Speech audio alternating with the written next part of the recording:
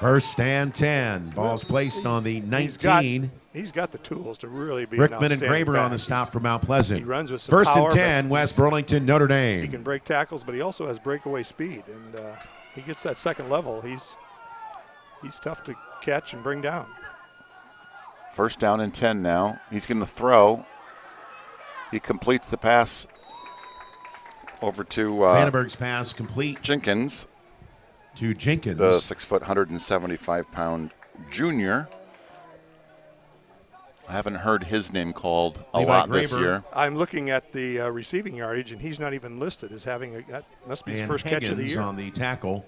Gain of 4, second down, he got 4 6. yards. That's what that play was designed for. So now second down and 6. Scoreless game, obviously, thus far, 7:20 to go. It's had a little rain earlier this evening, but I don't think that's going to affect the outcome as the rain has stopped. Donaldson, the sun ball is carrier. setting, and it's a warm night, but good night for fall football. Yeah, it's a great night. The humidity's down a little bit. And Venghaus. Roger Menke winds the clock, one of our familiar officials in Southeast Iowa. I'll be kind and say a veteran Just official. shy. He is. Check that, first and Been goal. doing this a lot of years, a lot of success. Roger from the 9-yard9-yard line. Official. So first down and goal to go from the Panthers' 9-yard line. Another direct snap to Donaldson, and he's got room. And he falls down just short Donaldson, of what the ball looks carrier, to be the goal down line. near the goal line. It's going to bring up a second down and goal with a yard for pay dirt, and it would be a great start to this game to have This has been impressive. our offense score on the – I don't think we've scored on the first drive of any game yet so far this year, so this would be a good boost on the tackle for these guys. Second down goal from the 2 as they're for the seeking their Falcons. first win. And that's just going to be a straight quarterback keeper, and Vandenberg Hayden Vandenberg runs right in over for the right touchdown. guard, right tackle gap. Touchdown, Falcons.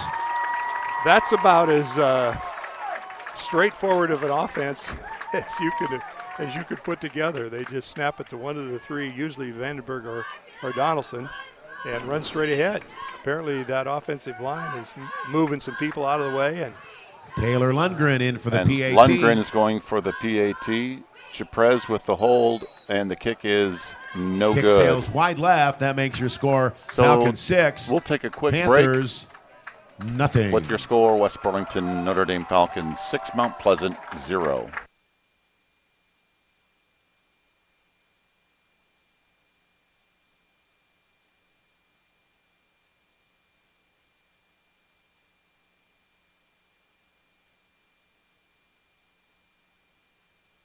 Fans, don't forget, coming up at the half, performances by both the marching band and the dance team.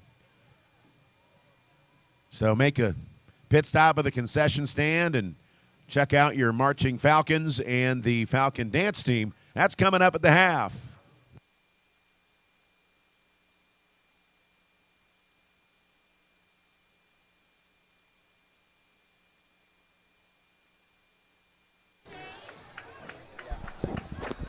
Welcome back to Falcon football. Brian Fleming and Bob Bowen with you.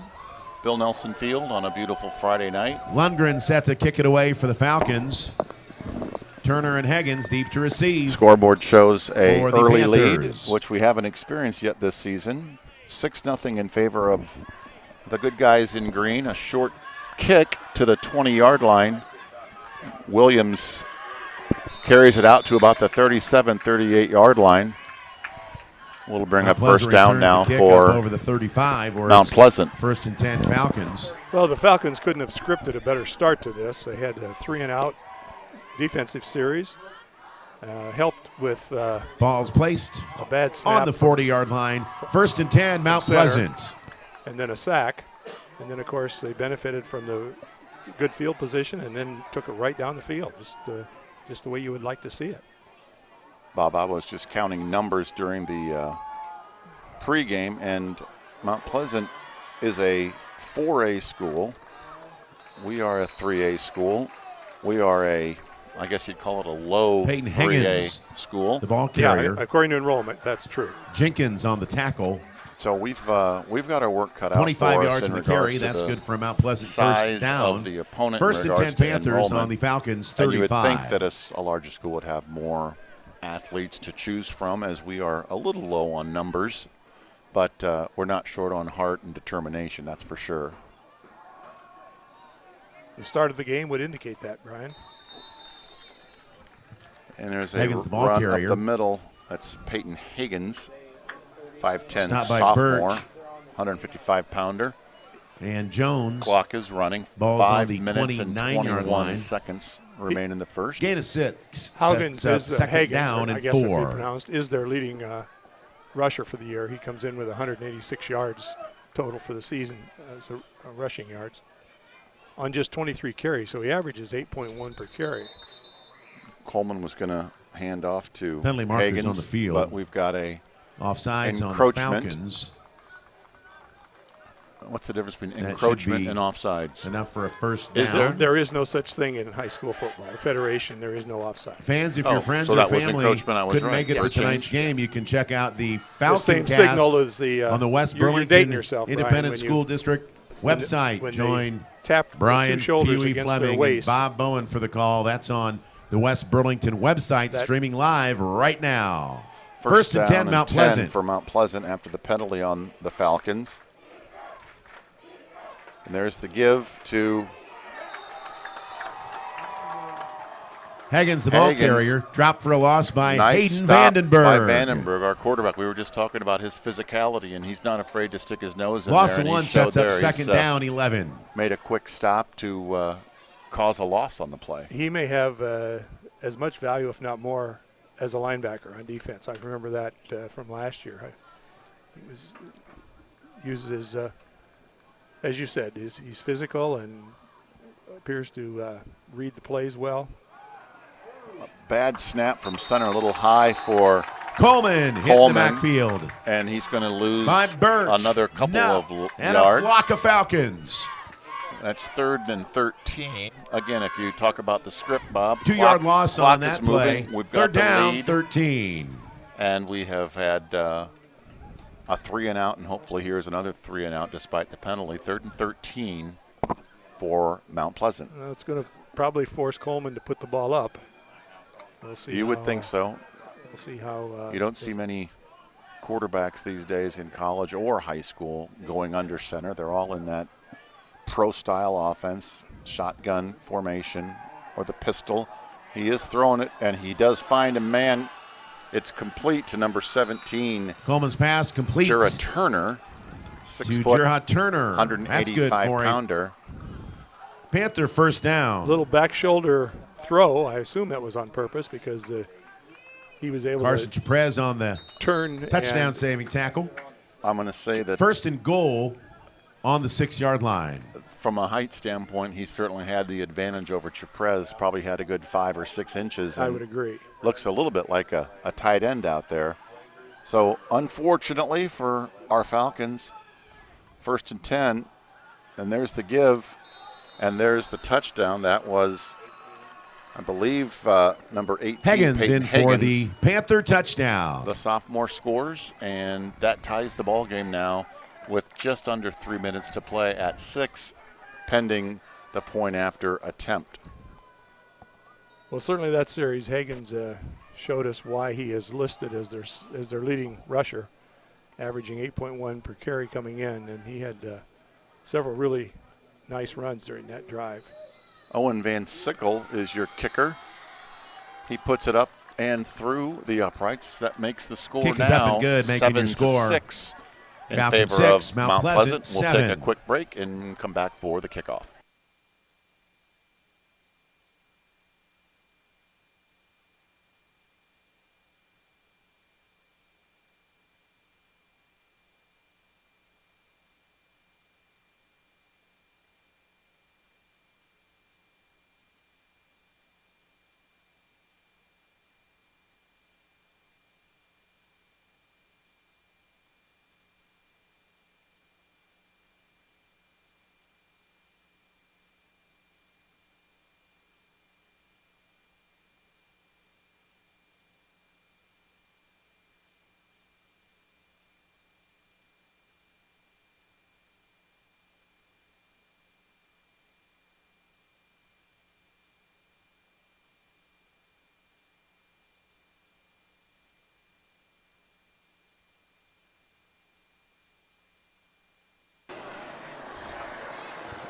as the Tonight's helicopter flyover brought to you by Great River Health flyover. System. Brought to you by Great River Health Systems. They do provide the trainer each week as a service to all 3 schools in the Burlington area. Aaron Bush here representing Great River, and Mount Pleasant is set to kick off after their score. This is Van Sickle. Line drive kick. Chaprez has it. He's looking for some room. Coming to the near side.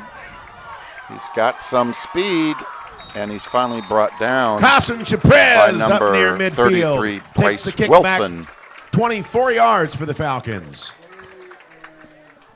Well, again, good field position for the Wilson Falcons. and Bailey on the tackle Almost identical for the to where Panthers. they started their last drive. I think it was First on their and own 10 46.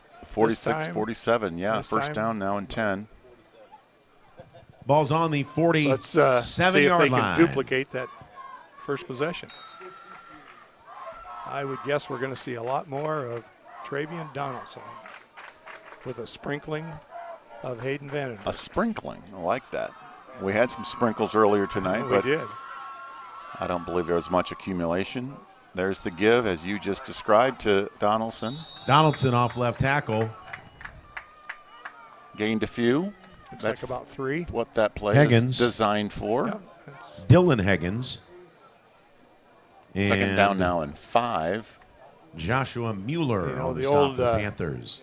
the old Second down 7 from adage midfield. in football is the running game will eventually set up your passing game. I'm not so sure that's going to be true tonight for the Falcons. I think they like this running game a lot. And number 18 is one of the reasons why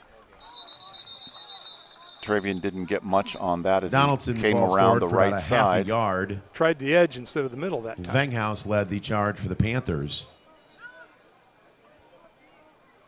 Third down 7. They've been successful. I'm referring back at least to the Minneapolis game last week in running the ball. They had no problem moving through that Minneapolis defense early in the game, even though the scoreboard didn't indicate it. The running game did look solid for West Burlington. Uh-oh. Well, Donaldson falls on the errant snap. That'll bring up Burlington's fourth turn. down and long for a bad snap. for the Falcons. That sure was a quick series. It's already 4th down and 7. Vandenberg falls back into punt formation. That's, I guess, collectively about the 3rd or 4th high snap we've seen for from the both Panthers. teams. So the Falcons are going to be forced to kick it away, and that's going to be Vandenberg. I believe he's a left-footed kicker, and he bobbles the snap. He gets it off. It's a line drive rolling towards the about 36, 37-yard line of Punt Mount is Pleasant. down at the And we are coming up on the 33-yard line, end where it will be of first and the 10 Mount first Pleasant. quarter. There's 59 seconds remaining, so once they start the offense, that clock will start running. Again, and fans, we thank our we game certainly meal sponsor hope we can tonight, get 3 and Happy out. You Joe's. know, every game is Happy Joe's, proud usually supporters it sounds cliche, Bob, to Falcon football. comes down to big plays and Jimmy John's and your feeding ability the to stop field them, and press box volunteers. as well as Jimmy John's. as penalties. We have a Ricky penalty-free Fast. game so far, though. Had the one Oh, I take that back. offsides, as you called it. Right. And I just said no big plays, and there is a big one for Mount Pleasant. Higgins again. Peyton Higgins, the ball carrier. Stopped by Kenyon Baker after a big gain.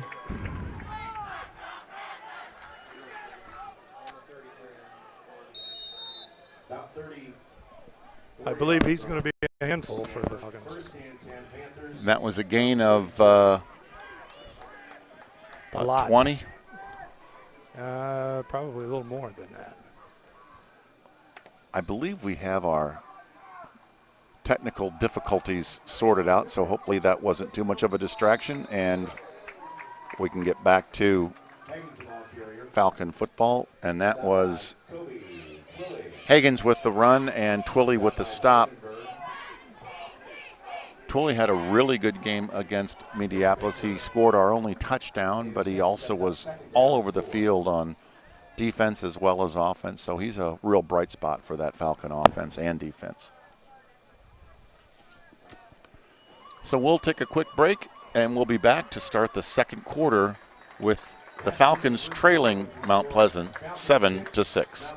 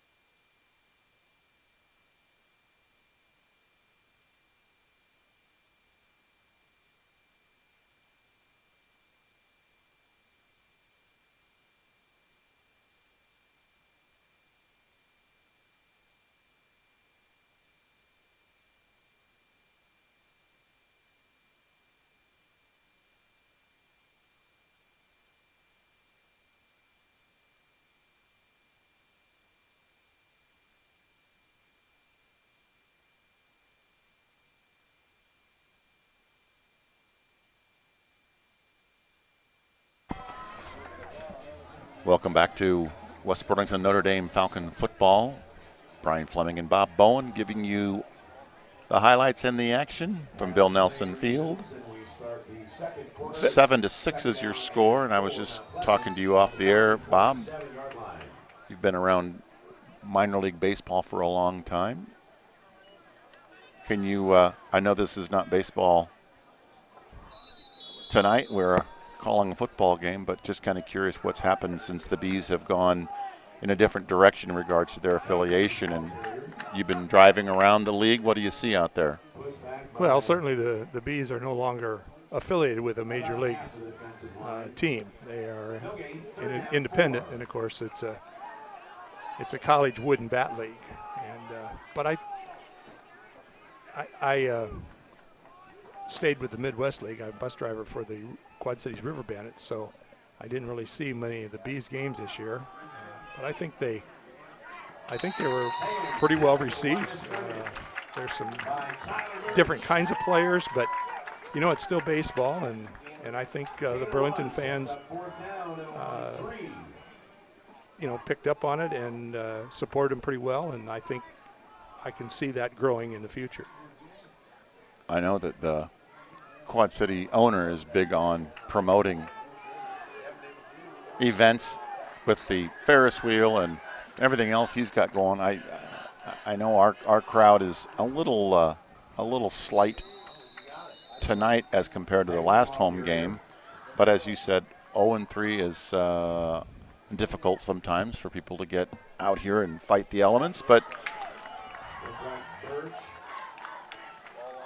all you can do is keep fighting and trying to improve. And I know whenever you've got a new coach and Joe Bowman, and he's still getting acquainted with his players, the players are getting acquainted with a new system, and everything I've heard from people around the program is he's got a very positive impact on the team, and they respect and are responding positively to his new system. And as that continues, I would expect the numbers will grow. I'm sure there's some shortage of numbers, probably some players who weren't sure what to expect with a new coaching staff, not so much the whole staff, but a new head coach. And, you know, maybe some of those kids that are on the fence about whether I want to play football or not, well, new coach, not sure what he's like, maybe I'm not going to. But if in another year or two, when they see some of the things you just described, I would expect that the numbers to start picking up. Well, Higgins was just dropped in the backfield by big number 73, Tyler Birch.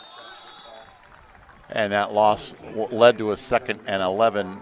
And that keeper gained about 9 or 10 yards. So he was 3rd and 11, and we are now at 9:22 and counting in the first half or in the second quarter. 3rd down and 3, Mount Pleasant 7, West Burlington 6. Well, I'm certain we're going to see 2 attempts to pick up the first down. This deep into the Falcon territory.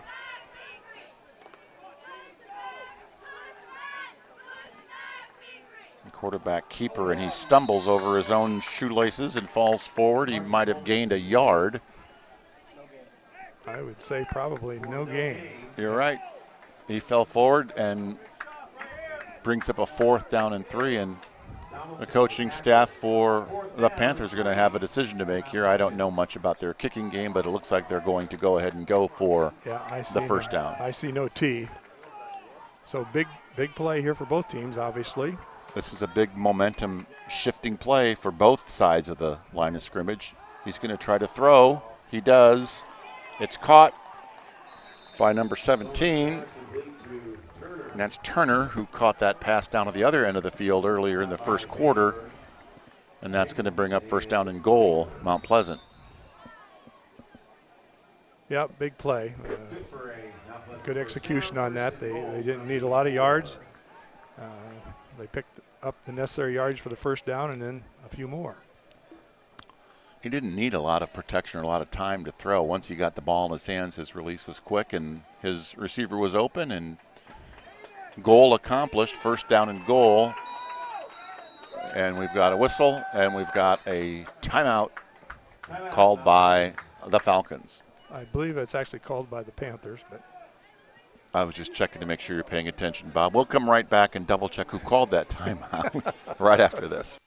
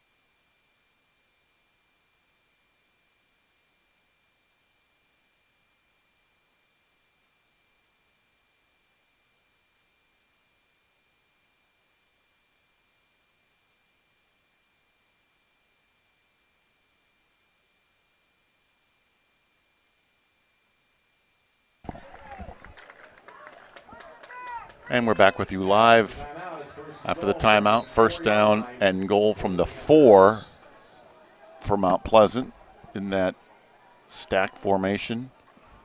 There's the give to number 31, and he breaks a tackle, dives forward, and he's in for the Mount Pleasant touchdown. That was Dylan Hagens. I assume that is a relative of number 18, Peyton Hagens. One would think. And he did a good job of breaking a tackle as he burst through that left side of his offensive line and found pay dirt. He turned that, what appeared to be a potential loss, into a touchdown. I'm not sure who the Falcon tackler was, but he didn't quite get a good enough grip on to bring him down. Hagens with the hold, and the PAT by Van Sickle is good. And we'll step away again with your score: Mount Pleasant 14, West Burlington, Notre Dame 6.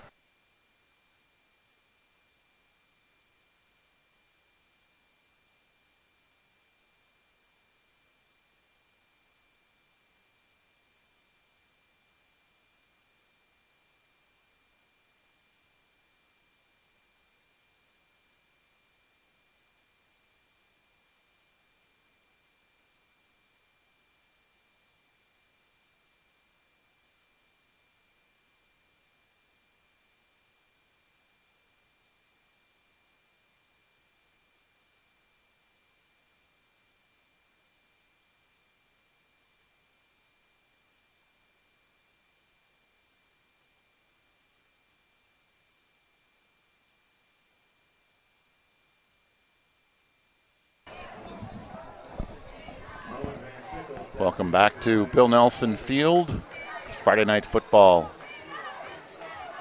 with the Falcons of West Burlington, Notre Dame, facing off against the visitors tonight in the white.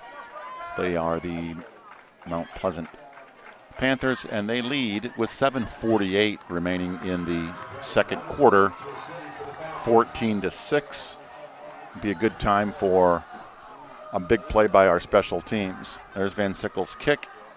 It's fielded down at about the 15, and that is Chiprez, and boy, he had nowhere to go, and he was brought down by several Panthers in white shirts, number 2, number 42, number 45, smothered over him, and he did not get out to the 20. So we're going to be starting a little deeper in our own end of the field than we'd like. That was an interesting kickoff. The last one, it was kind of a squib on the ground. This one was almost like a punt. He kicked it quite high, and it gave the coverage unit much more time to get down. And First and 10, Vandenberg wants to throw. He does. He throws a bullet to Kobe Twilley. He's a senior. He's 5'10", 175. So he's not a big target, but he's quick and he's got good hands, and that was just a little crossing route across the middle. He caught the ball, took a hit, and a gain of 8. So second and 2. Well executed. Vandenberg zipped it in there, hit him right in the numbers, and nice game. Another play action fake to Donaldson, and another throw. This time goes out to Chiprez, and it is complete, and that is good for a first down, Bob. Chiprez did a nice job picking that up off his shoe tops and held on to it, picks up the first down. That makes us happy, and we're also happy that Happy Joe's is one of our sponsors this evening.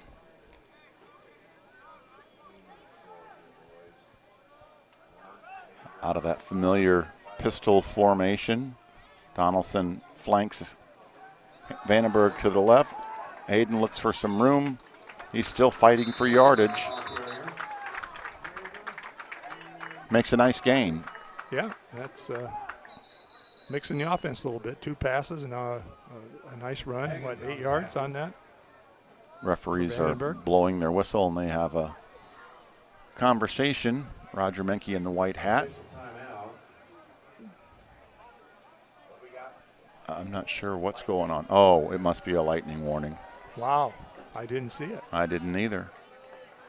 That means a minimum of 30 minutes. Looks like we are under a lightning delay. So we will sit back and take cover. And, we'll be back as soon as we are able. I believe, as Bob said, 30 minutes minimum. So we'll keep you posted with your score, 14-6, 6:39 remaining in the first half here at Bill Nelson Field.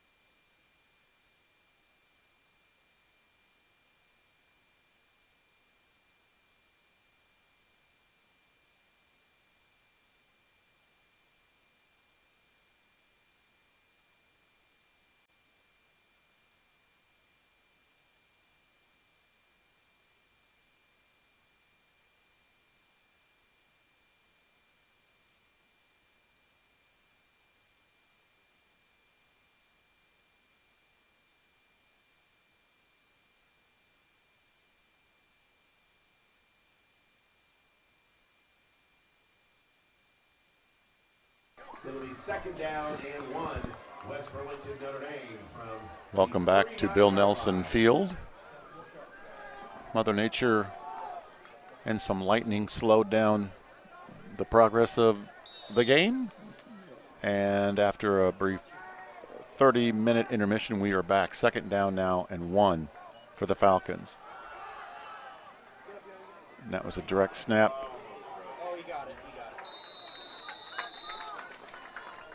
To Donaldson, and looks like he made the first down. Thanks to a great second effort, he was stopped. It appeared to be just short, and he moved the pile forward and managed to pick up the first down, keep the drive alive. Graber on the stop from Mount Pleasant. 14-6 is your score. 6 minutes and 15 seconds remain in the second quarter, and it's 1st and 10, and we have a whistle.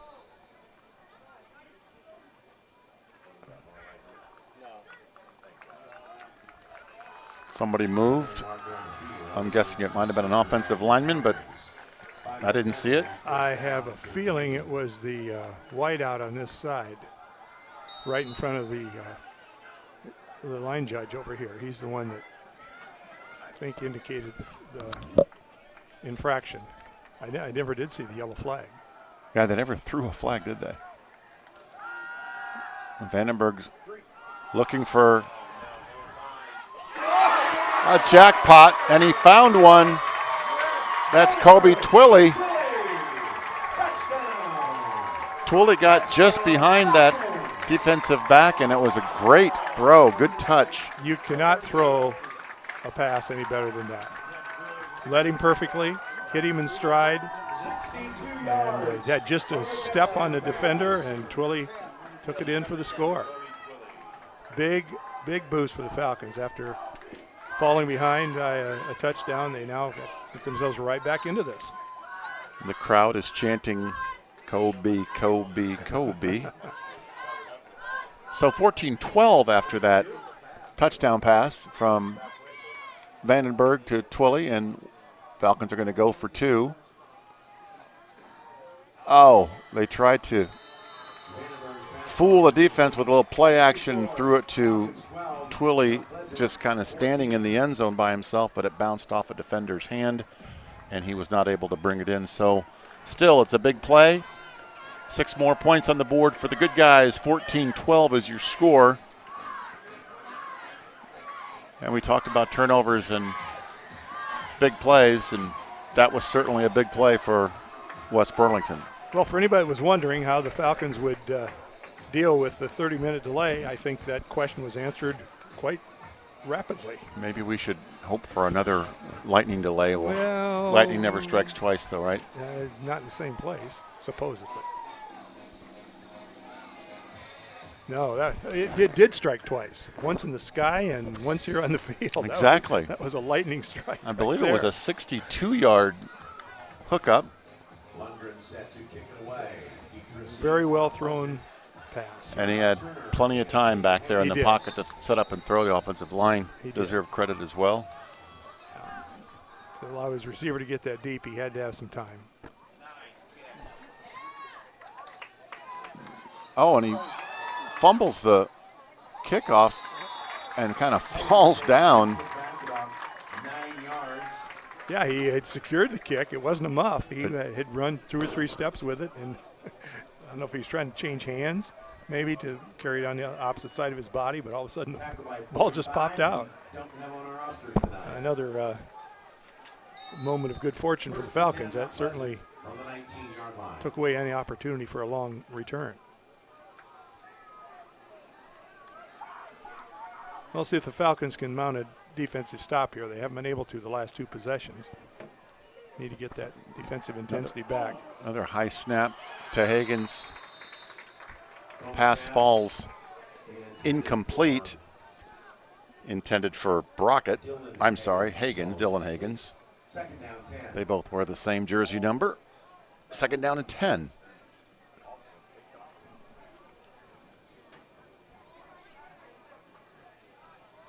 Well, that's a good start to the defensive series for the Falcons. Got a 2nd and long. See if we can apply some pressure. Another high snap. And he pitches out. And he's swarmed under by a flock of Falcons. Tyler Birch leading the way, and Vandenberg was in on the stop. Nice job defensively setting the edge out there.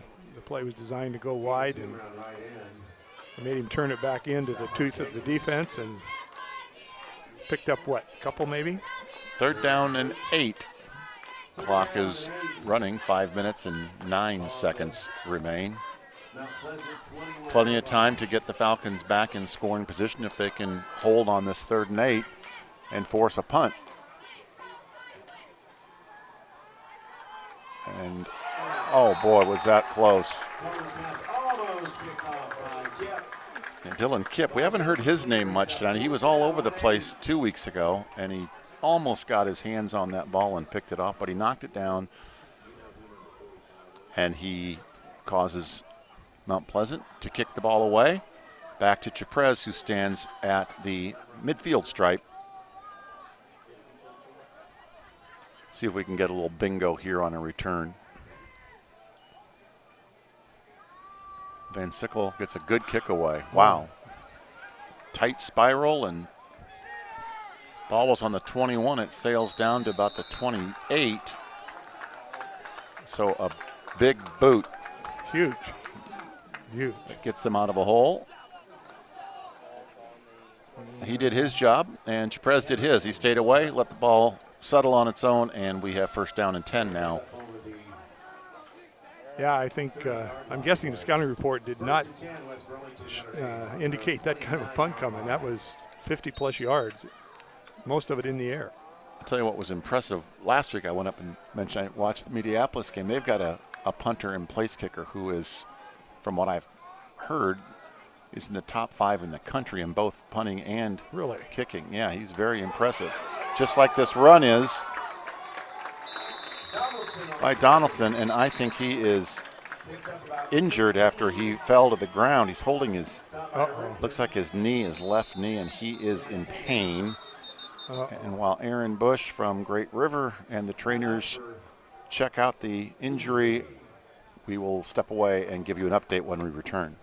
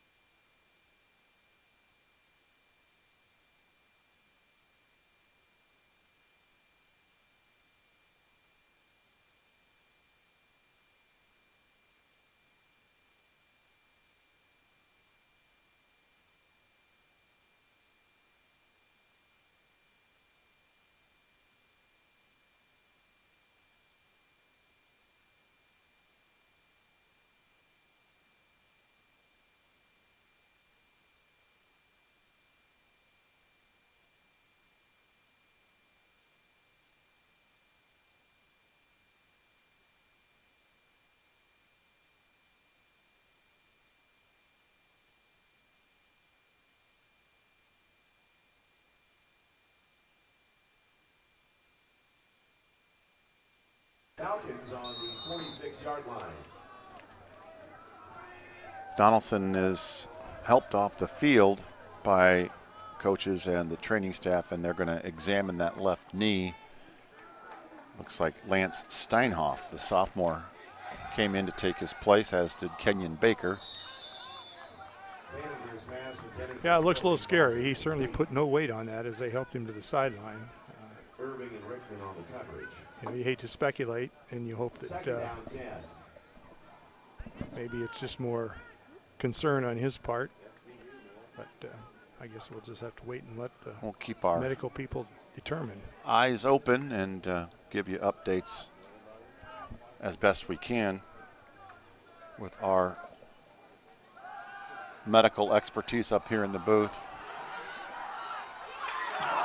Oh boy, that was a great pass for Dylan Kipp. That was just a little bit underthrown. He had to slow down and gave the defender a chance, similar to the long bomb to Twilly in the last possession, but just slightly underthrown.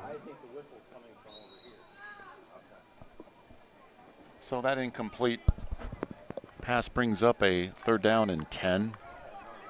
A little recap here, 14-12 in favor of Mount Pleasant, 3rd and 10 with 4 minutes and 12 seconds to play.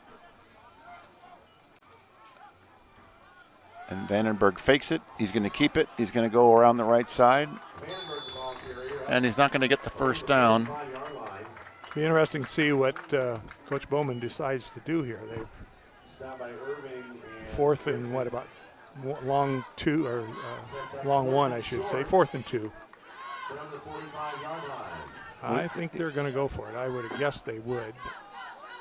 He's got Kenyon Baker in that slot position where Trevane Donaldson, who we speak of now, is on both feet with the trainer on the sideline. Looks like he's got weight on that's a good sign. Both legs, but he's still a little gimpy on that left leg. But again, in our untrained eye, I would say he doesn't look as bad as it certainly could. He's mobile, and let's hope for the best as we have a timeout here, and we'll be back with a 4th down and 1 coming up on Falcon Funcast.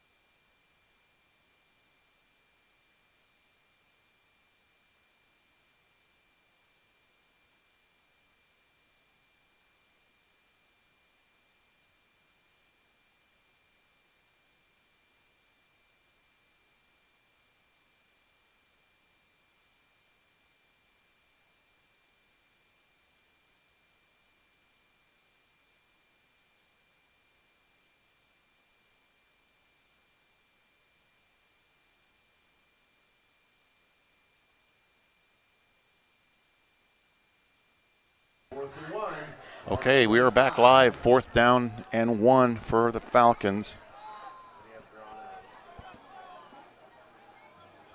And they're going to give it to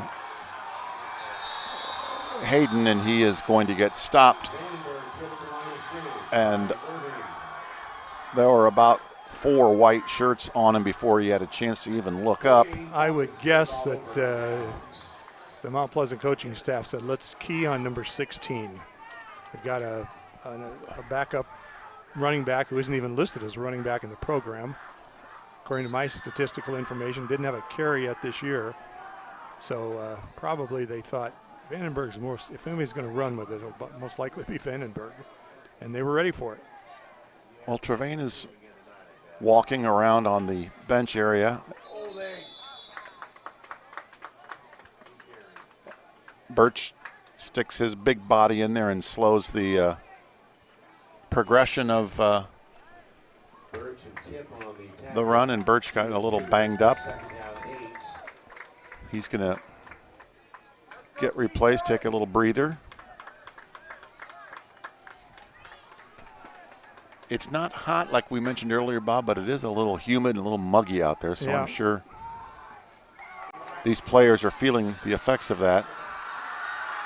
And there goes Carson Coleman on a keeper around the left side, went right down the hash marks and got a big gain and a big 1st down for the Panthers. It was a well-executed play. He faked the handoff to his running back and pulled it out, and appeared the Falcons went after the running back, assuming he had the ball, which he didn't, and it freed Coleman for a big gain, way too big. 1st down for Mount Pleasant. And there's a nice defensive push up front, led by number 44. That's the junior, Trevor Howell. As slowly as that play was developing, you wonder if it was a mix-up in the backfield. It looked like he a little confusion there on the handoff, but it may have been that the defensive pressure was so quickly on him that he didn't have time to let the play develop. Vandenberg was part of the tackle as well, and that was a result with a 2-yard loss. Second down now and 12. There's another give. That's to number 18. That's Hagens.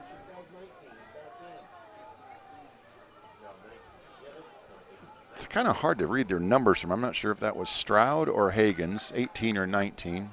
I thought it was 18, but guessing it was with you. Hagens.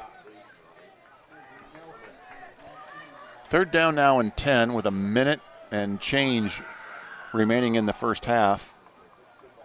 And they're going to pass. Pretty good coverage by Dylan Kipp for West Burlington. Tough catch to make. It was ball needed just a little more air underneath of it, I think, for the receiver to make the proper adjustment. So we are one tick under 1 minute remaining. And Mount Pleasant is going to think about what to do on 4th and 10, and we will take a quick break and be right back with you.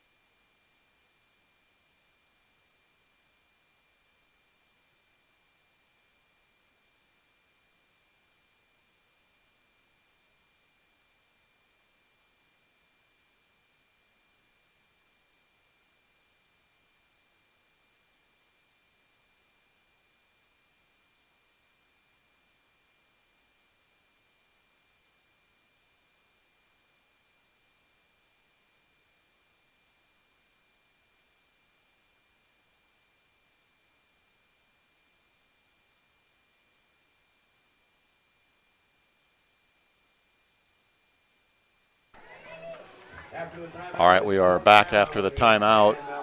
4th down and 10. They lead by 2. Need a stop here, Bob. And they go deep, and there's going to be a flag. Yep. I saw a little contact at both ends, but I'm going to guess they're going to call that on the defender, Chris Chaprez's son. Yeah. Well, that's unfortunate. Carson Chaprez. Pretty good coverage, really. They were kind of tangled up and were kind of wrestling with each other. And again, I think the pass was slightly underthrown, and the receiver was attempting to come back to make the catch, and that's when the contact occurred. It's interesting because, technically the receiver is the one who caused the contact, but he was prevented from making the proper adjustment to make the catch. So, well, that's unfortunate. It is, but unfortunately that's the way that call goes, and it's the correct one. So that's a first down now for the Panthers. And breaking tackles and gaining at least 10 yards on that play was Hagens. Howell made the stop. Well, they marked him down a little short. So the clock is moving, and we're going to get a whistle, and I'm going to guess a timeout by the Falcons. Interesting. So it's going to be second down, I assume, and goal. They're on the 3-yard line. No, they're on the 5. It's not goal to go. It's not goal to go. They can pick up a first down.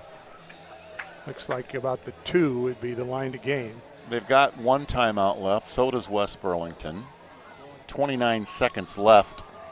So they're going to have, if they need it, at least 2 opportunities to try to score the touchdown, unless our defense can dig in and stop them. I would guess you're going to see at least a running play to start with to try to pick up the first down. Since they do have a timeout left, they can risk a running play, and if they don't make it, use their timeout to set up the next play with the clock stopped. Bob, I'm keeping an eye on Donaldson down there on the bench. He's being attended to by some medical personnel. Suppose that's his mother that's down there. It sure looks like it could be a family member as well as a member of the Great River Health Systems staff down there working on his knee, and it's a quarterback keeper. And he is going to be stopped short. That was Hagens that stopped his forward progress. And the helmet came off of one of the Falcons. That was really unfortunate because it allowed Mount Pleasant to huddle up. And the clock is running, and this might be the last play of the second quarter. And it's almost picked off. That was Xavier Jenkins that had his mitts on it and couldn't hang on. Looks like a field goal attempt forthcoming. 4th down and 1. Good defensive stand by West Burlington Notre Dame. 11.5 seconds remain. And let's see what kind of leg Van Sickle has. Well, it's really just an extra point as far as distance is concerned. He's made both of them so far. And it is up. And a doink. No good. Hit the left upright. Well, so I would label that a successful defensive stand. It turned out to be that way. That big play didn't hurt us. The final stop was made by the goalpost. Yeah, the 12th man here at Bill Nelson Field. Yeah, the upright got in the way. And good for the upright. We'll take as many good breaks as we can get. So there's 7 seconds left. I'm not sure if coach is going to call a play or just take a knee and run out the clock. And I suspect you're going to see a kneel down. Or if not that, certainly a very conservative call this deep in their own territory. He's going to try to pass, but he's under pressure. Wow, I miscalled that one. Look at this. Look at this. Oh, and as he caught it and hit the ground, that was Duprez with the catch. The time ran out on the clock. Wow. And I know we don't have instant replay in high school, but boy, there was just a split second. Although I'm not sure it would have resulted in points, but it was a heck of a play. You and I were both wrong, Bob. That's a rare occurrence in itself.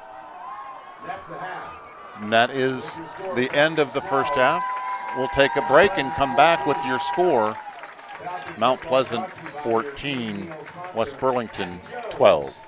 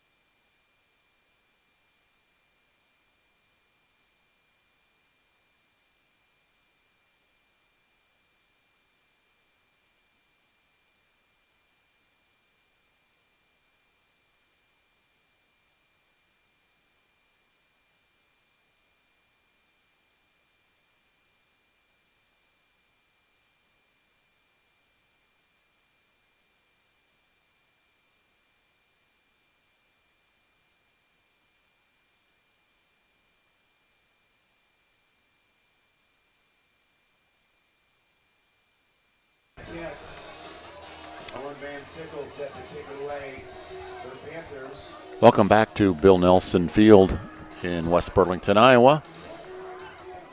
Halftime is over, and the Falcons are back deep to receive the kickoff from Mount Pleasant. Our score 14-12 in favor of Mount Pleasant. Pretty solid performance by the Falcons in the first half. Both teams have shown the ability to move the ball offensively. We don't have access to the actual statistics, but I'm sure both teams have piled up significant yardage. And here's Van Sickle's kick. That's fielded by number 5. That's Jenkins. We have a flag. A rare flag. I'm guessing is maybe a block in the back or something, if that's where the flag is. Typically. Or illegal use of hands or something.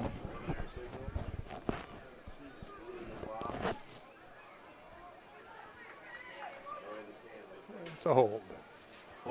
And it's going the other way. We got almost a full moon out tonight, Bob. It's getting there. Anything can happen. 1st and 10. Falcon football. Unfortunately, it doesn't look like Trevane Donaldson is going to be able to return to action. He is sitting on the bench. He has his pads off and his knee is wrapped in ice. So they're going to have to go with Vandenberg, at least on this play. And he struggled to get yardage. He might have gained a yard or two. Well, that belly option that they run out of this is obviously its effectiveness is lessened without Donaldson as the option to hand the ball off to. Now he's got a bunch of big hosses up front blocking for him. Yeah. There's some good size up there. And they've carved out some nice holes through the first half. He actually gained 5, and there's a pass to Twilley, who was busy asking his girlfriend to homecoming right before kickoff. Maybe he should have focused more on preparing to catch the ball as opposed to getting his homecoming date confirmed. Most play-by-play announcers would describe that as he took his eyes off the ball and started to head upfield before he caught it. Clearly, I am not most play-by-play. That has now become obvious. 3rd down now, 5 yards to go. Vandenberg's going to try to throw it. He's in the pocket, and he gets flushed out. He turns it into a gain. First down. Looks like Thompson was on the stop for Mount Pleasant, and he did get enough for the first, Bob. Yes, he did. Made something out of nothing there. That looked like it was going to be a disaster, and it turned out to be a first down. Again, Hayden Vandenberg is a very capable ball carrier. He's got some skills both throwing it and running with the ball. So we've got 2 split wide right, 1 split wide left, man in motion, and we had a little mix-up back there, and there was no one there to fake the handoff to, and Vandenberg had to tuck it and run. Yeah, somebody went the wrong way.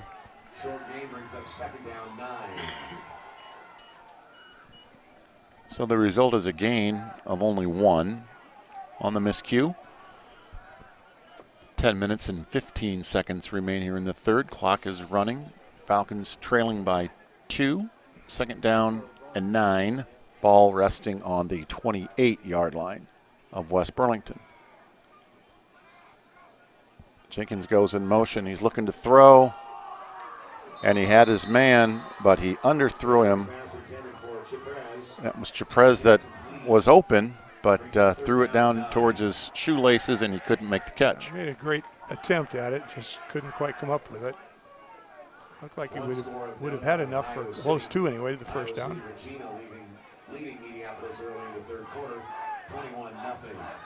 Don't know if you heard that over the PA, but Mediapolis trails Iowa City Regina 21-0 in Iowa City. Local score of interest. I haven't seen a Burlington High School score yet. Oh, and that might have been picked off. Are they going to give it to him? Yes, they are. I thought it might have hit the ground, but the officials don't care. What I think up here, and they throw a flag. Looks like that flag came after the interception was made. I have a feeling we got a personal foul coming. That was Turner, number 17. He's kind of been everywhere tonight. Made a lot of big plays. Well, he gave 3 signals. Dead ball, which is correct, was after the play. Then he signaled personal foul. Then he signaled unsportsmanlike. So I guess take your pick between the two. They're both 15-yarders. Usually the personal foul involves some kind of contact, like a late hit or whatever, and unsportsmanlike is usually verbal abuse of your opponent. I'm guessing taunting. Or it might have been from Vandenberg, as he was disappointed that pass got picked off. Nonetheless, it's 15 yards going the other way for Mount Pleasant, 1st and 10. Tyler Birch wrestles him down to the ground after a short gain.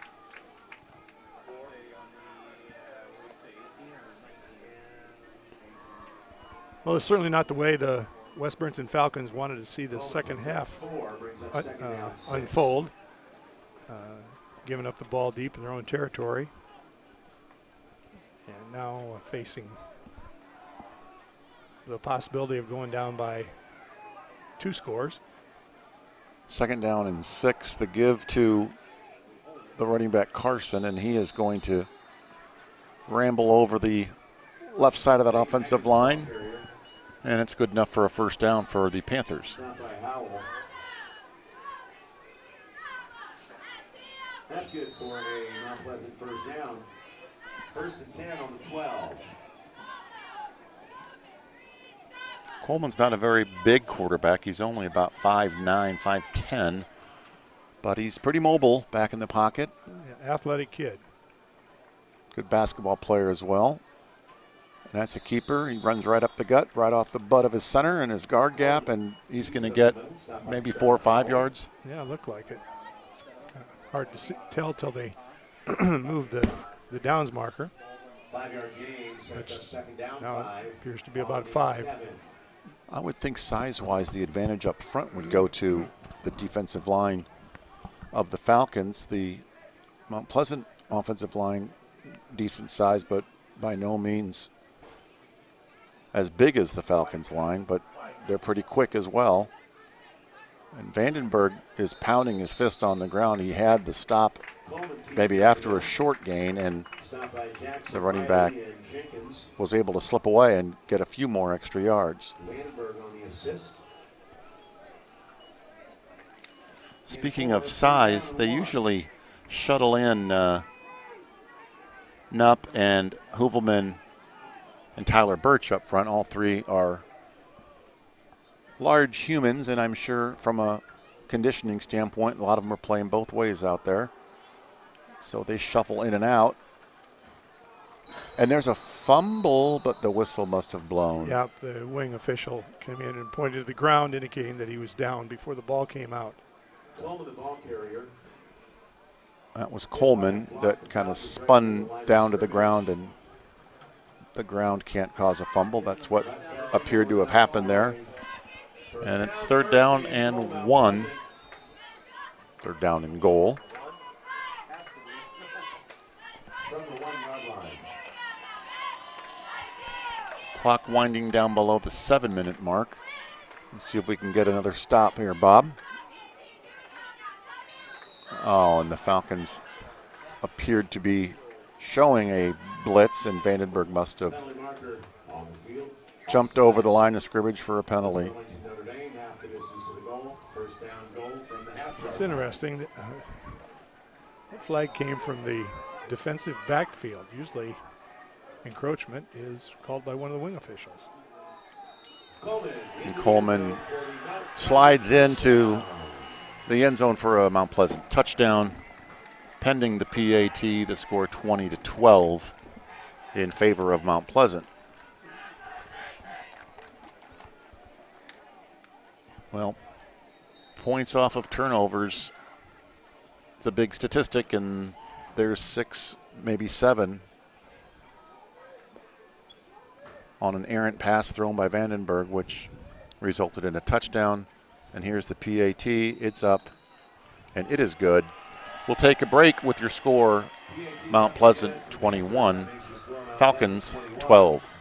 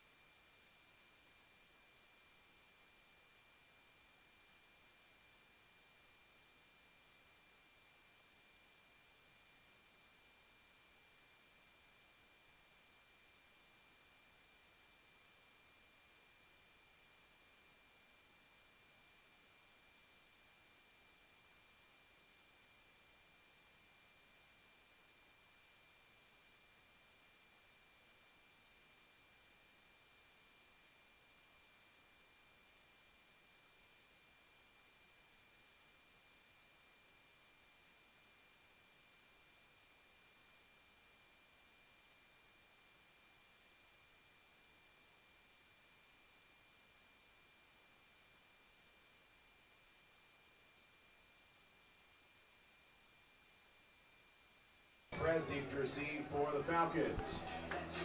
So Van Sickle is set to kick off for Mount Pleasant. Jenkins and Chaprez back deep to receive. And that's going to be Chaprez. He finds a little seam up the middle and is brought down by Freeling and Bowen. Takes it back about 18 yards, up goes to the 35-yard line where it's 1st and 10 Falcons.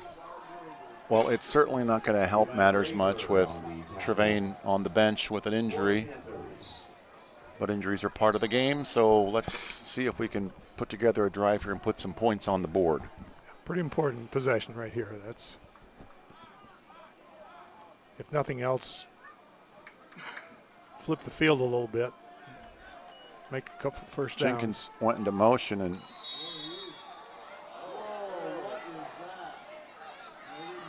some of the crowd making their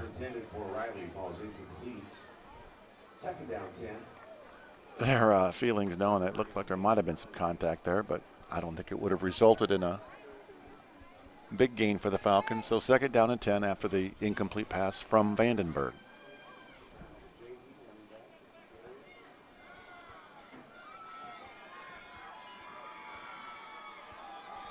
Jenkins with the give. Gets smothered rather quickly by 3 white jerseys. Might have lost a yard. Now, there appeared to be a hole there at first, but it closed quickly.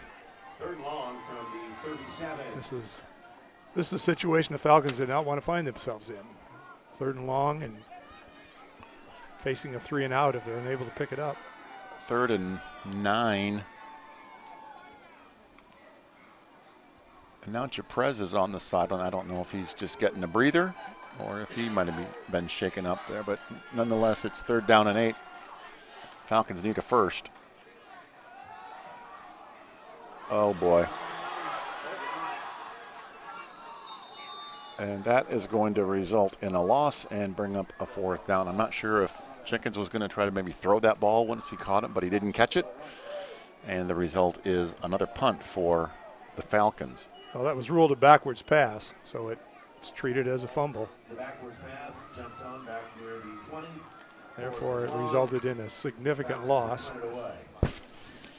Not only did they end up with a 3 and out, but they also end up with pretty good punt with a better bounce for the Falcons. That was fortunate. So our score here, 21-12 in favor of Mount Pleasant. We just received word that Burlington High School is leading their game 28-0. I believe that's in the third quarter. I believe that's against Ottumwa. Against the Bulldogs of Ottumwa.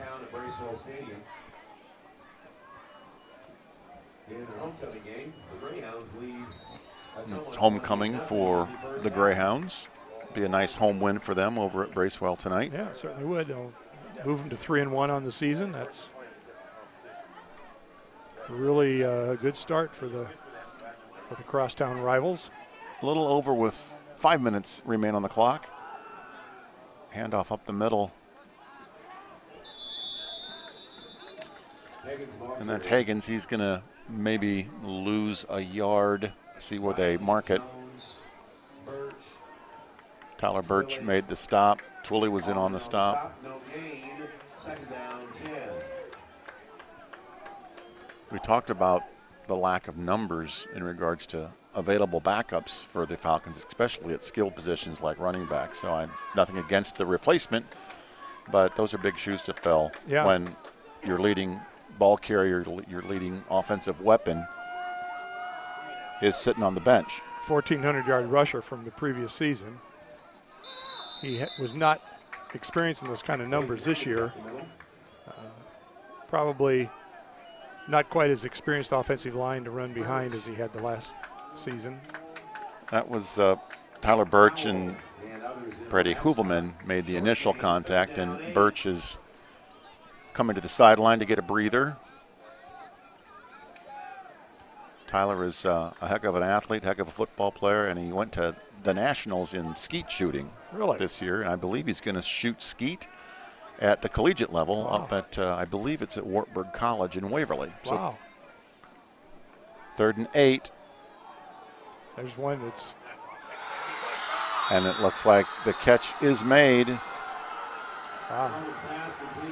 And that's Turner. He has made a lot of big plays, a lot of big catches. I believe he made the interception as well. Was it 17? Either way, he's made some offensive plays that have that pass moved the chains. Was not particularly well thrown. I thought it was maybe had the opportunity to pick it off.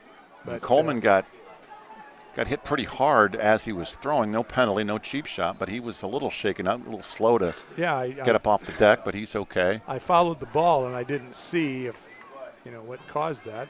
Obviously. Well, like all good officials, much like you and your sons, that official was watching closely to making sure there was no hanky-panky or anything dirty.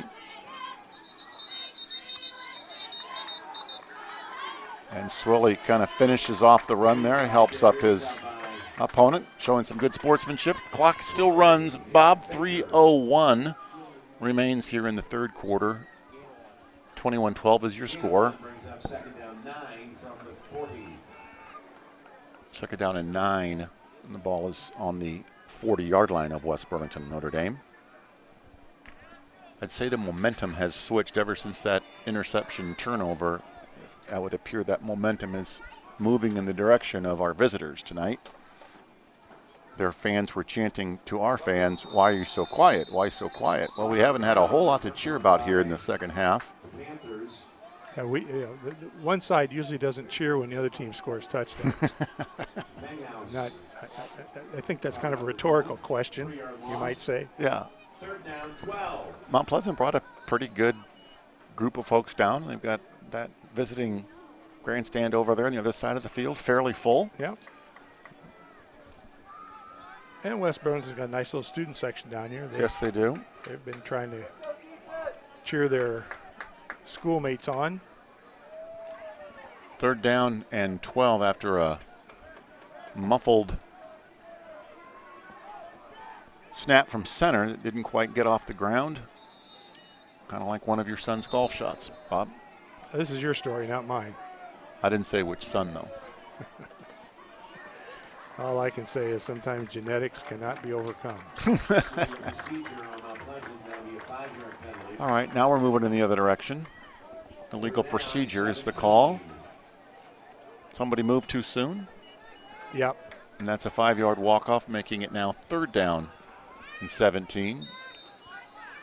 we could really use a stop here. They've done a good job of exploiting us on 3rd and long here. I believe we've converted about 2 or 3 of those. Check with our stat man. He's got COVID, so he's not here tonight. There's the snap. Got some pressure. And it's picked off. I was watching with my binoculars. I saw Vandenberg stick the quarterback as he threw it. That probably affected his pass. It did, yeah. He was under duress and caused him to underthrow it. Twilly did a really nice job of seeing the underthrown pass and jumped in front of the route and came up with the interception. So I've been very impressed with Twilly here in the last 2 games. He has made some big plays. As I said earlier against Mediapolis, he scored the only touchdown for the Falcons, and he's making plays on both sides of the line of scrimmage. 21-12, need some points here. 1:18 now remains in the 3rd. Vandenberg's looking for his receiver, and just a little overthrown. That ball was intended for Kip.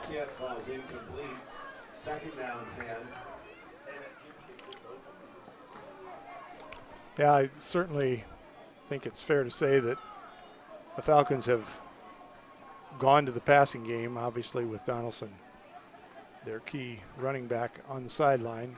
The running game is hampered considerably, so they're looking to move the ball downfield via the pass route, and that was a close call, nearly connected for a nice gain.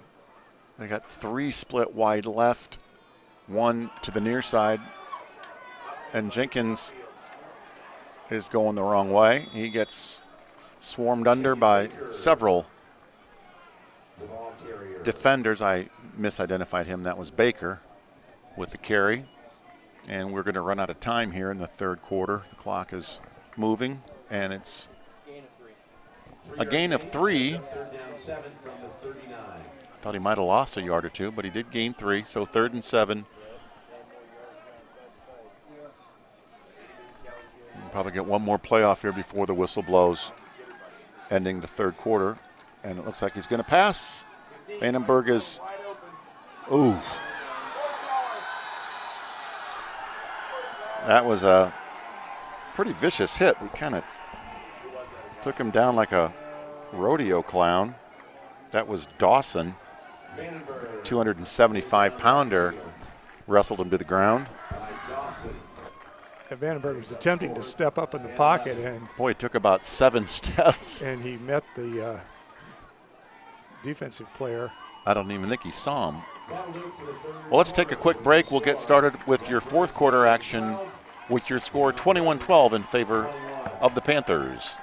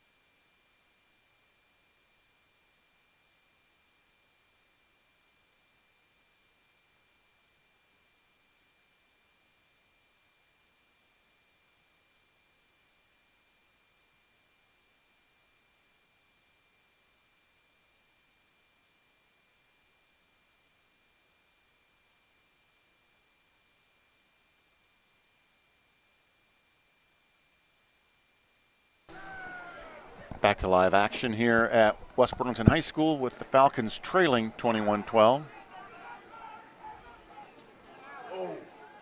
Boy, that receiver for Mount Pleasant almost touched the ball, but he didn't. Let it go, and it rolls dead. Good punt by Vandenberg. Yeah, it was a big punt. And I think it caused the receiver to couldn't make up his mind whether to try to field it or to get out of the way, and he almost, as you described, almost accidentally ran into the ball after he decided not to make the catch. That would have been a huge break for the Falcons. Assuming they could have pounced on it at that point. Call it a 46-yard kick for Vandenberg. He's kind of a throwback to the old triple threat. Yeah. He runs it, passes it, kicks it. Kind of like you back in the day. And once again, this is your story. And there goes the quarterback on the keeper. Coleman gets pushed out of bounds over on his own sideline. Kip on the stop.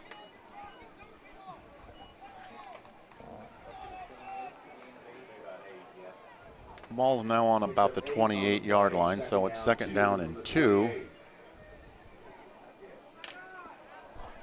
Hoovelman replacing Birch up front for West Burlington. Defense have been out there a lot longer than the offense has tonight. Certainly this half.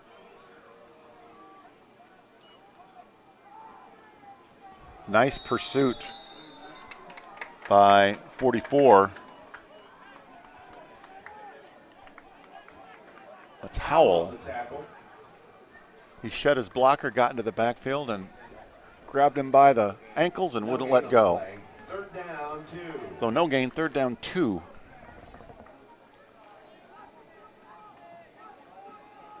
Actually, when I mentioned Tyler Birch was coming out, he's getting tended to by the medical staff. He might have a leg issue of some kind. Had a lot of cramping a couple weeks ago, and I know you weren't here, but Vandenberg was having a difficult time moving around out there. He battled back like a warrior.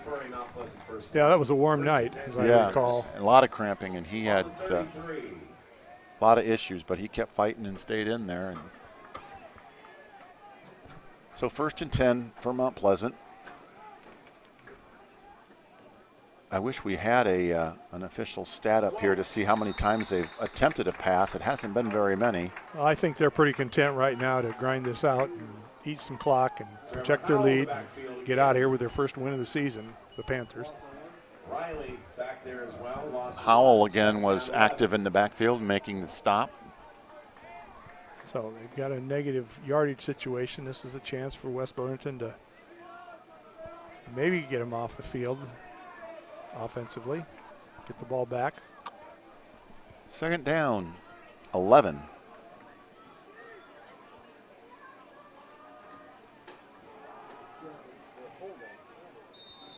Uh-oh, that's going And to there's back a them flag. up. It's going to back them up 10.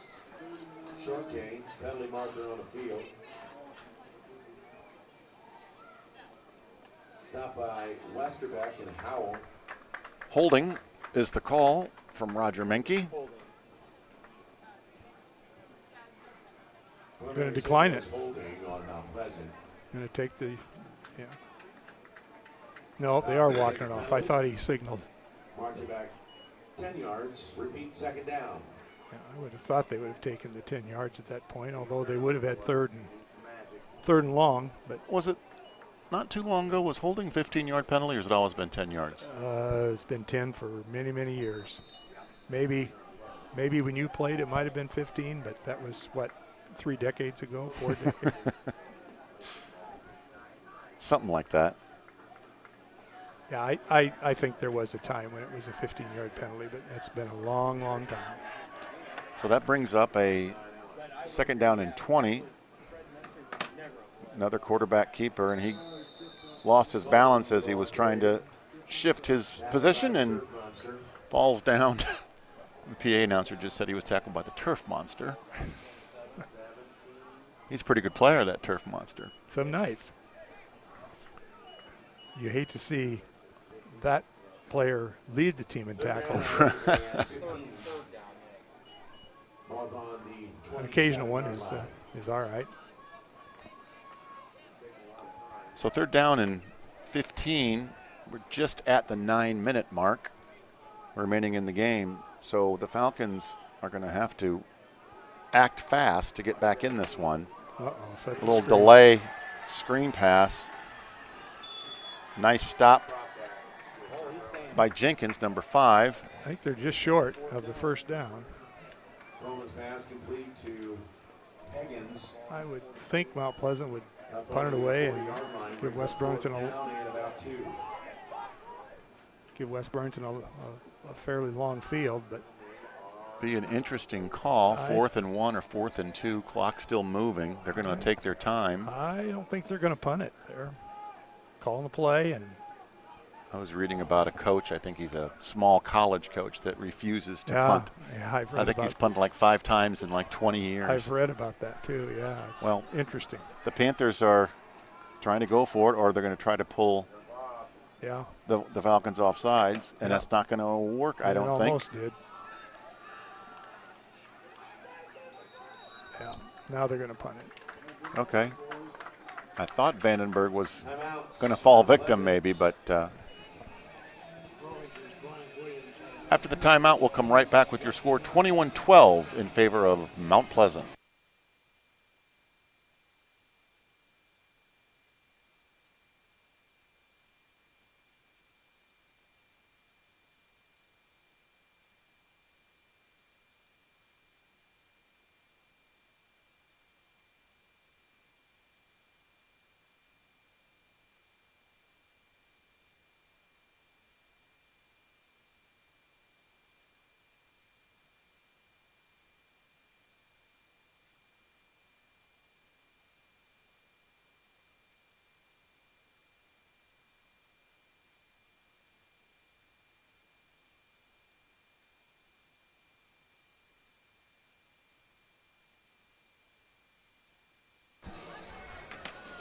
Welcome back to Bill Nelson Field on the campus of West Burlington High School.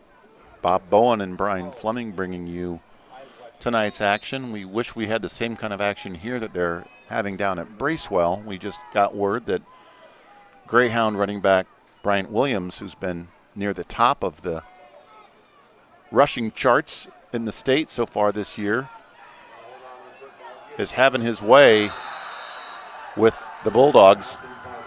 He's got 3 touchdowns in the first quarter and 182 yards rushing.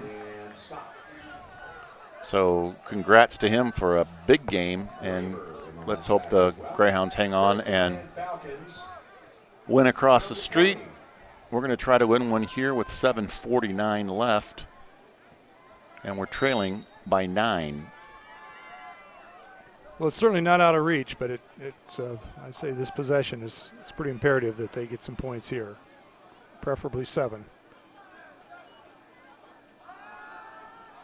Vandenberg throws it, and I believe he completes it to Chiprez. Maybe got 5 on it, Bob. 2nd down and 5. Once again, Chiprez had to go down to his shoe tops to make that catch, but nonetheless it resulted in a decent first down gain. 2nd and 5. Vandenberg's going to roll out and look downfield and tries to connect, but once again Kip is fairly open. He does a pretty good job of creating space between the defender and himself. He might have mistimed. He had to go up to catch that. It was a little bit over his head, and he might have mistimed it a little bit. I'm not sure it was catchable, but it looked like he jumped a little early. He was pretty well covered, but he did have a step that it was possibly a completion was possible in that situation. 3rd down now and 5. I guess every play is a big play when you're down by 9 points with 7 minutes to go. And, pass was incomplete, almost intercepted by Mr. Everywhere, number 17, Turner.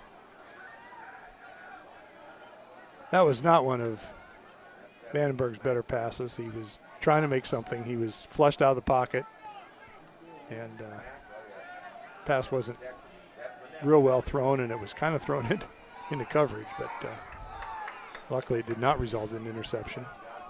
Well, here's 4th down and 5, and they're deep in their own territory, so, that's going to hurt. Yeah. He overthrew Twilly. Ball went into the Mount Pleasant bench, and that's going to bring up a 1st down for our visitors from Mount Pleasant with the ball on the 25. Well, I certainly don't fault Coach Bowman for that decision. I think at this stage of the game, the score being as it is, they needed 2 scores. They need 2 scores. And I think probably 4th and 5 is makeable, and let's keep the drive alive and try to get some points. But yeah, I do not second guess the call. No, now the hill gets pretty steep. I'm guessing we're going to see ground and pound. And that was Hagen's.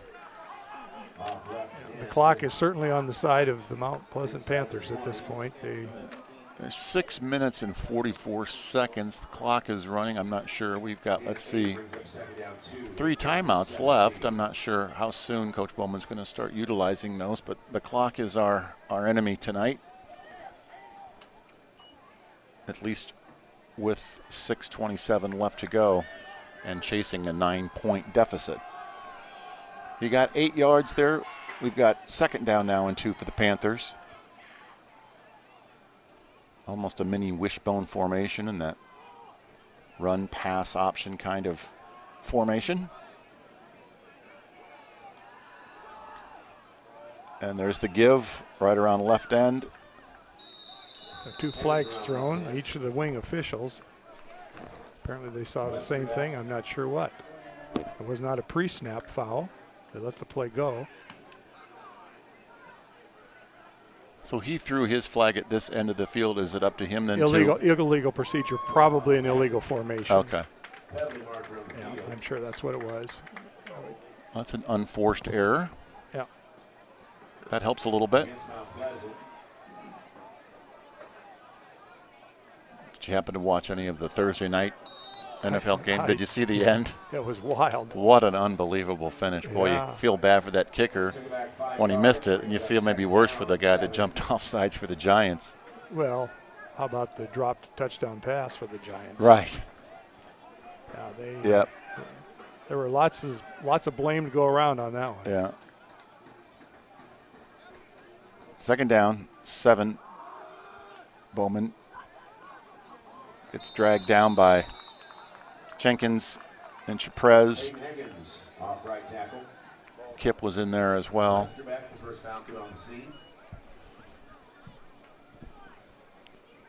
So they get back what they lost on the penalty and now are looking at a 3rd down and 1.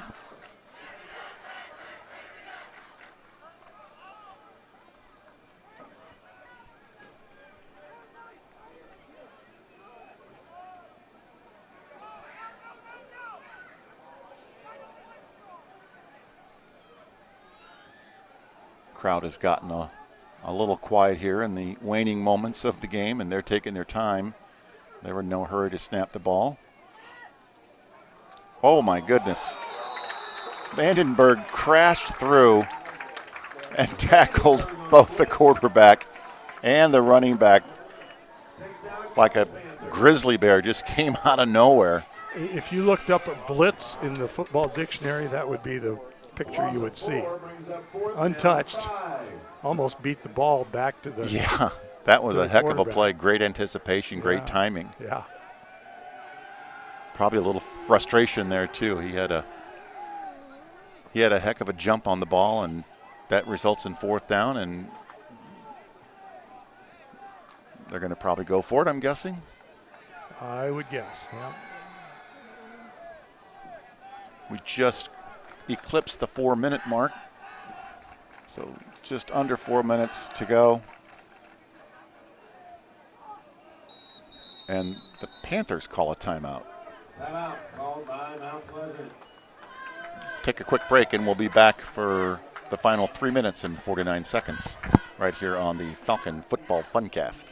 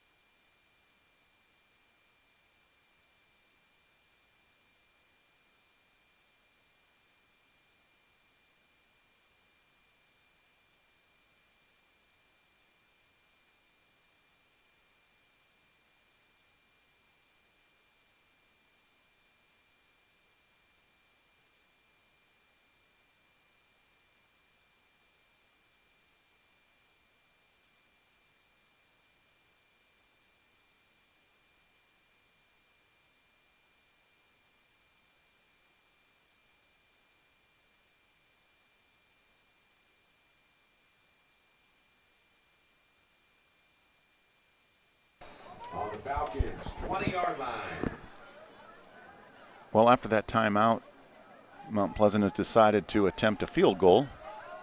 Interesting. Ball is on the 20. I think that he has a strong enough leg from his extra points. 35-yard attempt is up, and it is true. That's going to put this one probably out of reach now, 24-12, and 3:44 remain in the game.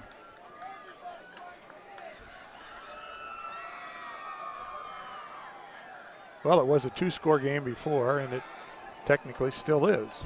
Yeah, said the optimist. Yeah, yeah.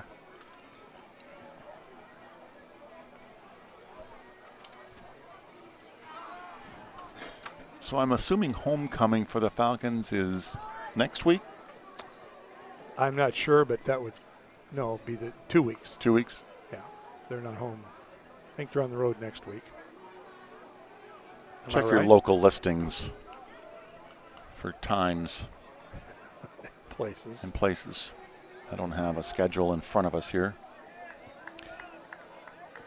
The next game that I have on my calendar for Bill Nelson Field is October 1st. Fairfield.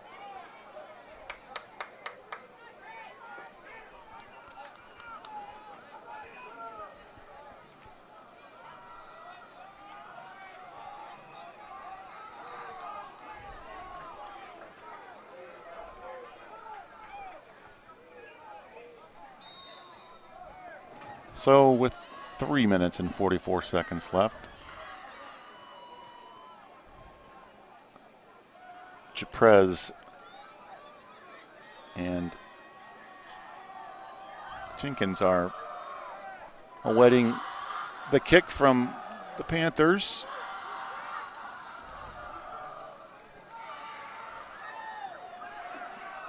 He catches it at about the 11, tries to turn it upfield and gets slammed to the turf by number 83. That is Van Nys. Solid special teams play by Van Nys. And once again, they've had good kick coverage all night long.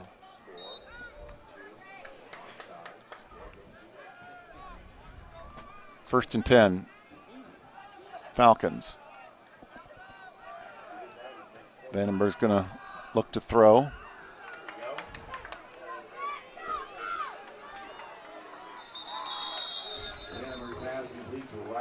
He connects with Riley. And Riley gained about 9 yards, so second down and 1. 3:16 remain, clock running. Ball on the 29.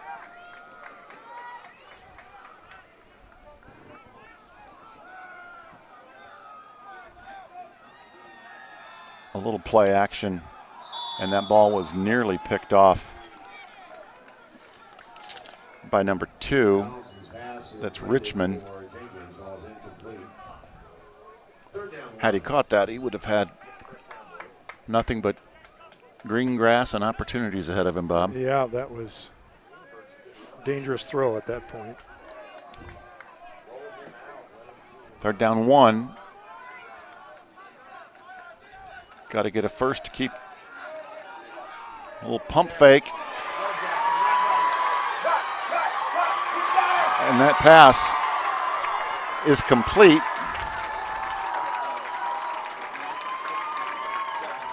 To Riley for a Falcon touchdown. There's one of the two. Yep. Well, there was the spark that they needed. It was 70-yard hookup.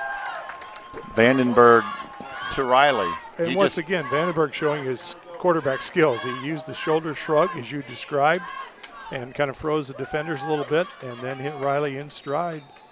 Good throw. Down good the catch, seam, and down the great, seam, and great yardage after the catch. Outran the defender. And so the Falcons are going to go for 2.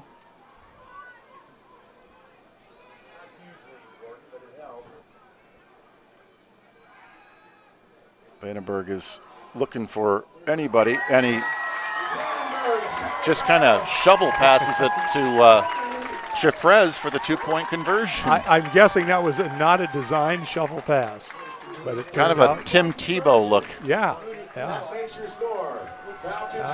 All of a sudden, we got a ball game, yes, Bob. We do. Yes, we do.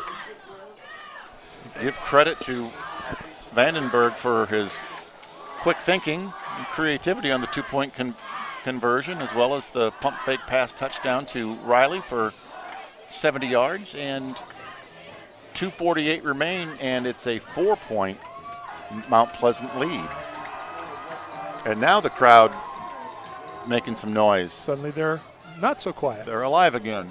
And maybe they should start asking Mount Pleasant why they're so quiet.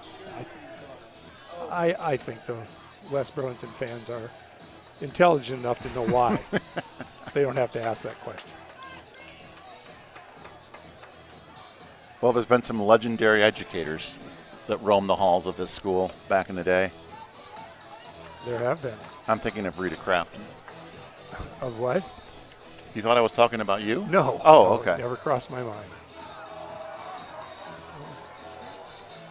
Well, what do you think, Coach Bowen? Are we going to kick it away or onside it? What's the 2:48. They've got to kick it away. Mount Pleasant's defending a possible onside. They've got 10 players up close to the free kick line, but I don't think we're going to see one. Yes, we are. Yes, we are, and it's loose. The ball is loose. Can't tell with my binoculars who's on it, but it was an effective kick. Yeah. Looks like Mount Pleasant might have jumped on it, though.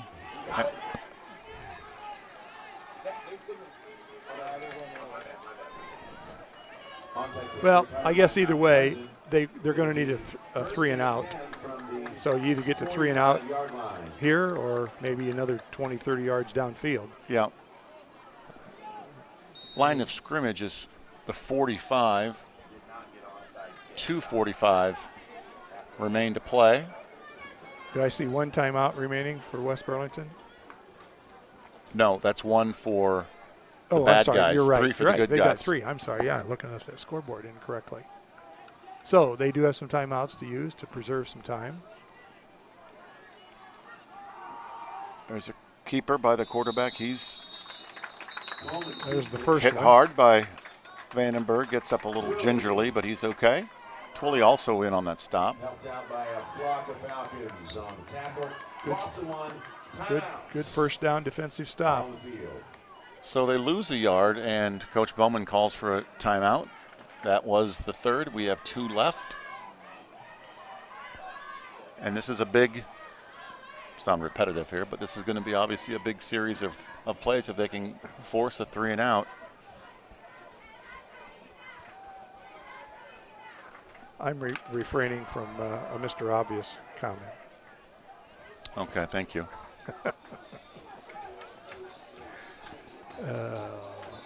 This series is brought to you by Apron Strings, downtown Mediapolis.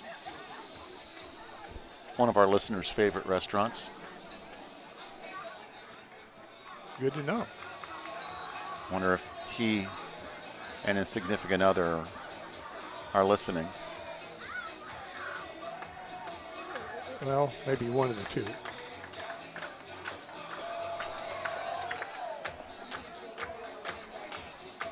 Well, Green, we'll find out what you're made of here. Can you get a couple more stops, get the ball back, and pull this out? Second down and 11, Mount Pleasant from their own 44.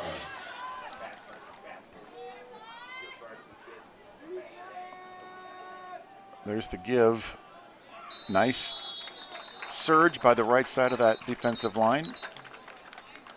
Vandenberg, he's been pretty much part of almost every play, whether it's on offense or defense. He's played a really fine football game for Yes, the he has. Falcons tonight. The Falcons.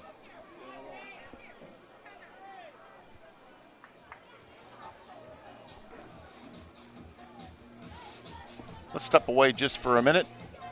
Give our local stations a chance to identify themselves.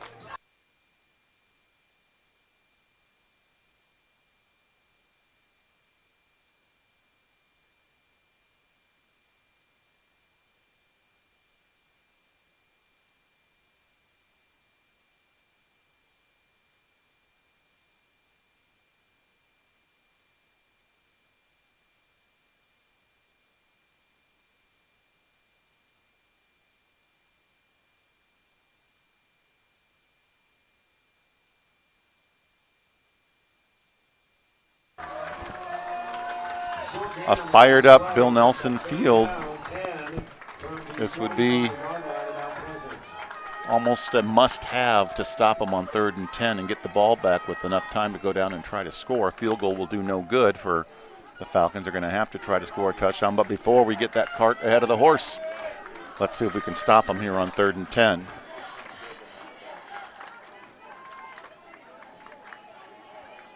Coleman's going to keep it. He didn't get it. He did not get it. And guess who was on the stop?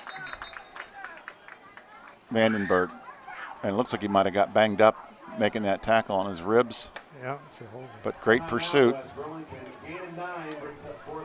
Well, this ought to be an interesting call for the coaching staff for the Panthers. So now we're out of timeouts.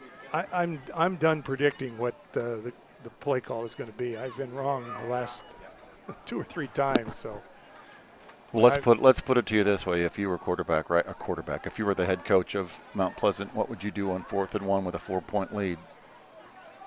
Ball essentially at midfield. I would kick it.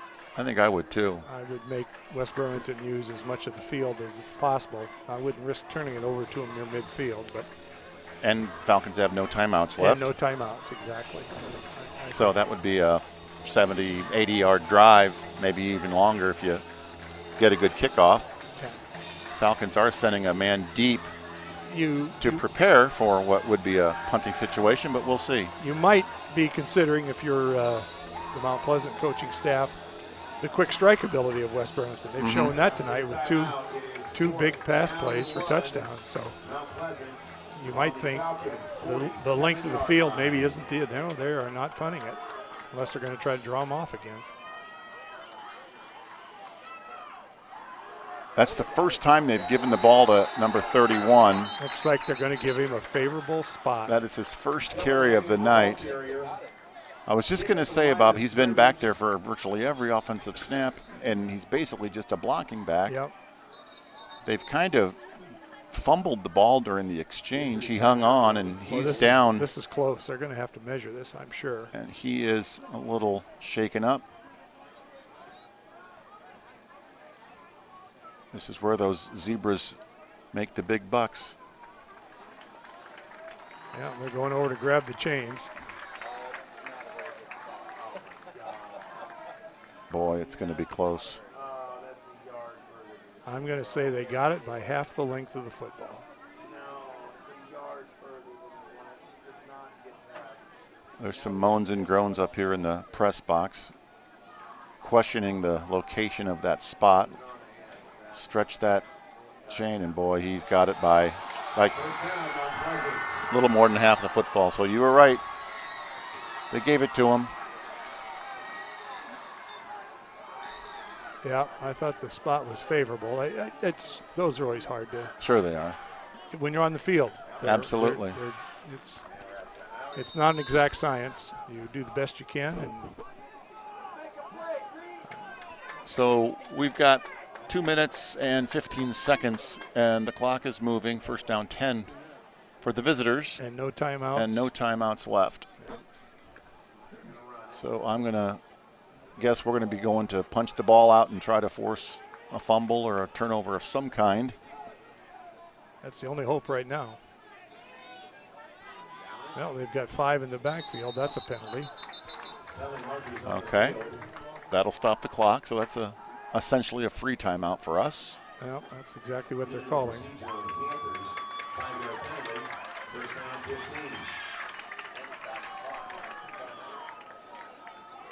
So that'll bring up a 1st and 15 situation for Mount Pleasant. They haven't done a whole lot of variety in regards to their play selection offensively. They just kind of run it at you with 1 or 2 backs, the quarterback, and then they don't do anything. They're going to be taking a knee right here. They sure are.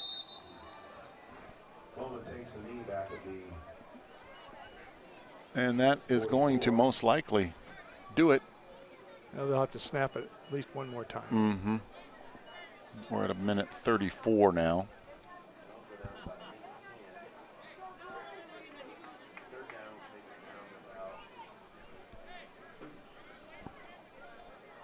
There isn't a play clock here. How long do they have in high school to run a play? 40 seconds from the time the play ends. So we'll let this run down.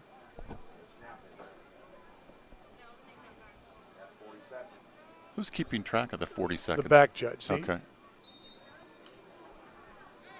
Coleman takes the lead back to the 40. So we are now under a minute to play.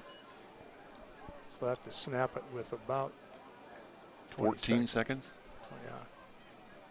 Yeah. About 20. If you watch the back judge, when it gets down to 5 seconds, he starts a hand count, a visible hand count.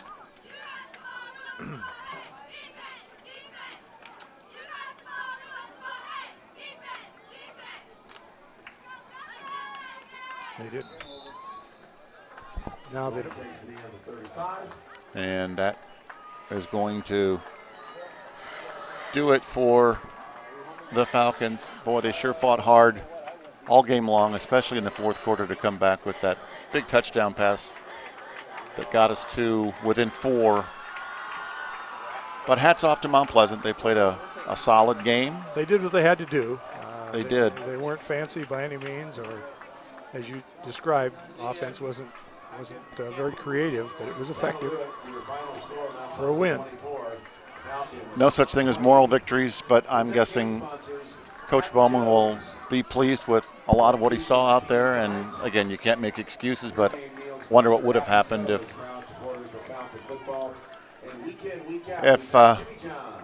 our running back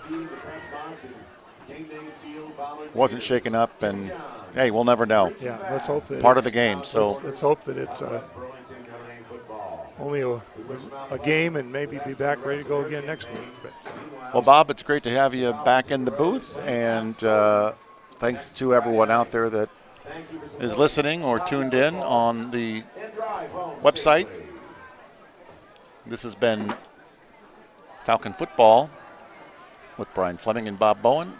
We will see you next time from Bill Nelson Field in West Burlington. Good night, everybody.